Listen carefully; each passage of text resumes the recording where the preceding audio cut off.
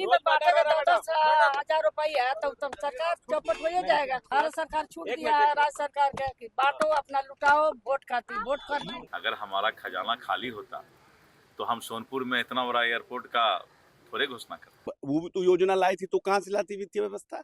तो ये दोहरा चरित्र नहीं होना चाहिए ना। आपने पहले हमसे ये अनाउंस किया। क्या बिहार में आर्थिक संकट है? क्या बिहार में आर्थिक मंदी आ गई है? कई सवाल खड़े हो रहे हैं, मीडिया में कई खबरें चल रही। इस पर जब राबड़ी देवी से सवाल पूछा गया, जो परिषद में विपक्ष की नेता हैं, पूर्व मुख्यमंत्री राबड़ी देवी से जब सवाल पूछा गया तो उन्होंने कहा कि होगा ही। बिहार में सरकार 10-10 हज़ार रुपये बांट रही है, खाता खाली हो गया, खजाना खाली है। आप राबड़ी देवी को सुनिए। मैडम, आर्थिक संकट है बिहार में, क्या कहेंगी? सरकार से न पूछिएगा जवाब। हाँ, सरकार के आदमी से पूछिए। सरकार से सैलरी नहीं मिल पा रही है कर्मचारियों को। बांटेगा फ्री में बांटेगा 10,000 रुपया तब सरकार चौपट हो ही जाएगा। सुरक्षा, चाहे सुरक्षा भी चौपट है, चाहे वेतन किसी को नहीं दे पाएगी सरकार। किसी को नहीं मिलेगा, छूट है। रुके ना भैया, भारत सरकार छूट दिया है राज्य सरकार के कि बांटो अपना लुटाओ वोट खाती वोट करती। तो आपने राबड़ी देवी को सुना, उन्होंने सरकार पर गंभीर आरोप लगाया है। वहीं दूसरी तरफ बिहार सरकार के बड़े मंत्री इस सवाल पर दिलीप जायसवाल और अशोक चौधरी क्या कुछ कह रहे हैं वो भी सुनिए। नहीं, लेकिन खबरें तो चल रही हैं कि सरकार के फंड में पैसा ही नहीं है, खजाना खाली होने की बात है। 10,000 रुपये भेजा गया, इसलिए खजाना खाली हो गया। देखिए, बिहार में जो सरकार है विकसित बिहार के सपना को पूरा करने के लिए लगातार प्रयासरत है। और इसलिए हम लोगों ने, आपने देखा कि बिहार विधानसभा चुनाव के पहले जब प्रगति यात्रा माननीय मुख्यमंत्री महोदय निकाले थे और 7 निश्चय पार्ट 2 और 7 निश्चय अब आया पार्ट 3, एक एक योजना का कार्यान्वयन कैसे धरातल पर हो इसकी चिंता सरकार कर रही है। अगर हमारा खजाना खाली होता तो हम सोनपुर में इतना बड़ा एयरपोर्ट का थोड़े घोषणा करते। अगर हमारा खजाना खाली होता तो हम गंगा पथ को कोइलवर तक और उधर सबौर तक काहे बढ़ाते। 6-6 हज़ार करोड़ रुपया लगता है। इसीलिए ये मार्च के अंत में प्रत्येक वर्ष जो है इस तरह का पत्र निर्गत होता है और सब कुछ जांच करके ही किसी तरह का भुगतान होता है। किसी तरह का कोई खजाना खाली नहीं है और सरकार अपना अख्तियार के साथ बिहार में विकास के लिए प्रतिबद्ध होते हुए काम कर रही है। अच्छा, सदन में वो उद्योग कहा है कि बिहार में सब चौपट है। तो क्या अभी रामराज्य चल रहा है? रामराज में घटना घट रही है, जंगल राज में इस तरह का नहीं। कल भी रात 2 भाइयों की गोली मारकर हत्या कर दी बिहार में कुछ दिन पहले बिहार विधानसभा का चुनाव हुआ और जब विधानसभा का चुनाव हुआ तो उसके पहले भी लगातार विपक्ष के नेता ने लॉ एंड ऑर्डर पर, पलायन पर और विभिन्न तरह के सवाल खड़े किए थे। आपको याद होगा चुनाव के पहले, अब तो थोड़ा स्पीड कम हो गया है।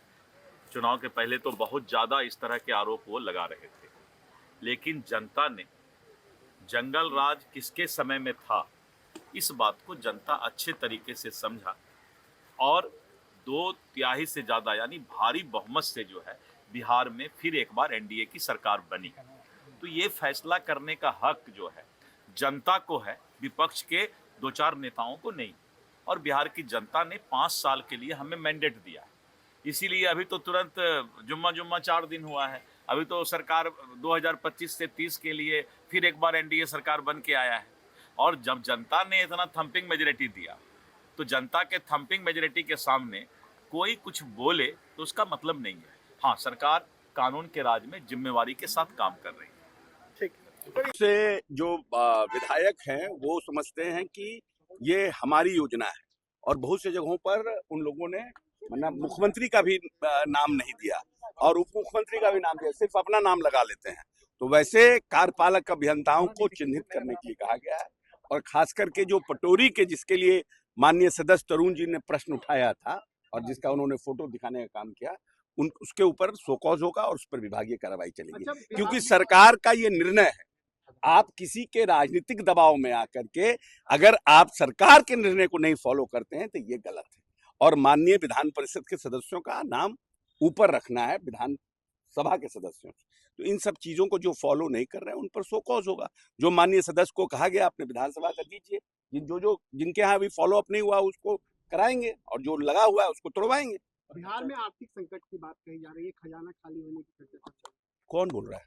है। एक पत्र जारी हुआ है जिसमें मार्च क्लोजिंग के समय ठेकेदारों को जो राशि दी जाती है उस पर रोक लगा। विपक्ष सवाल नहीं, वो तो देखिए मार्च के समय में ये सब जो मार्च लूट की बात कही जाती थी कि लगातार मार्च के समय में अंधाधुंध पेमेंट होता था, तो उसको कटेल करने के लिए कोई नई बात, पहली बार व्यवस्था नहीं है, व्यवस्था हमेशा रहती है।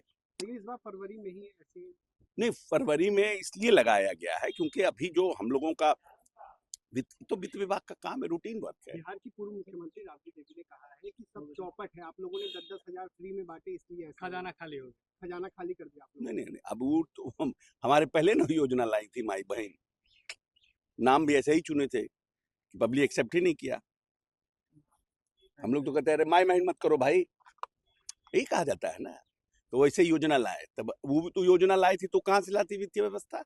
तो ये दोहरा चरित्र नहीं होना चाहिए ना। आपने पहले हमसे अनाउंस किया, आपने हमसे पहले अनाउंस किया, तो आप कहाँ से लाते?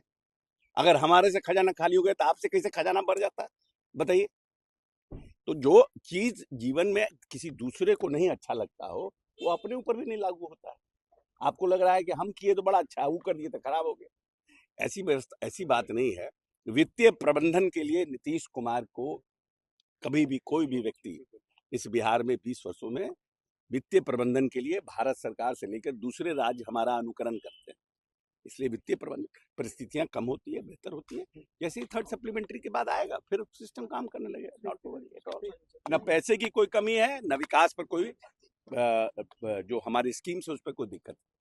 तो आपने राबड़ी देवी के आरोप पर बिहार सरकार के बड़े मंत्रियों को भी सुना, लेकिन इस पर आपकी क्या राय है? क्या सच में बिहार में खजाना खाली हो गया है? बिहार पर आर्थिक संकट मंडरा रहा है? आपकी क्या राय है? आप अपनी राय कमेंट बॉक्स में रखेंगे। वीडियो देखने के लिए आपका धन्यवाद।